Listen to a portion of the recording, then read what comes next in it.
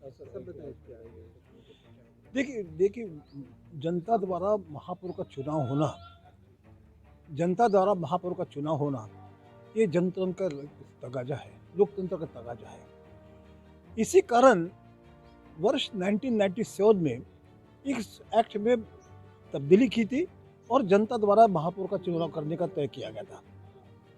उसके बाद 3 चुनाव हुए मध्य प्रदेश में और वो भी जनता द्वारा वो हुए।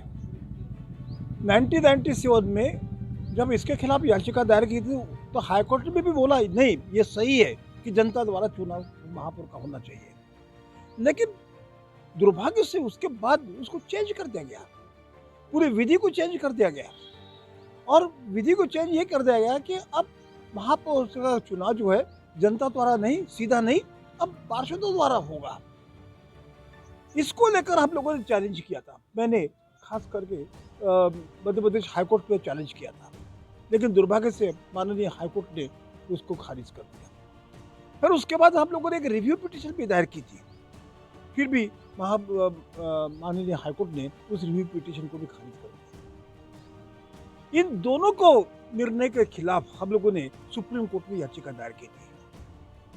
अब जब याचिका दायर की थी तो याचिका के दरमियान ये हुआ कि फिर से सरकार ने चेंज कर दिया कि नहीं, अब पार्षदों द्वारा नहीं, अब वो जनता द्वारा होगा। इसको देखते हुए सुप्रीम कोर्ट में याचिका जो है हम लोगों ने इन्फेक्शंस हो गई और सुप्रीम कोर्ट ने कहा कि आप इसको वापस ले लिए, तो उसको वापस ले लिया।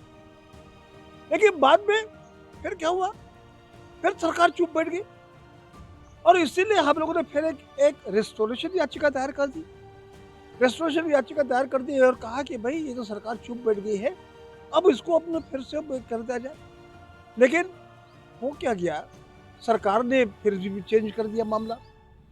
फिर रेस्टोरेशन याचिका हम लोगों ने फिर वापस ले ली और सुप्रीम कोर्ट ने यह कहा कि अब आप नए सिरे से याचिका दायर करिए। जनता द्वारा चुनाव होना बहुत जरूरी है, इलेक्शन होने की सरकार बहुत तैयारी कर रही है।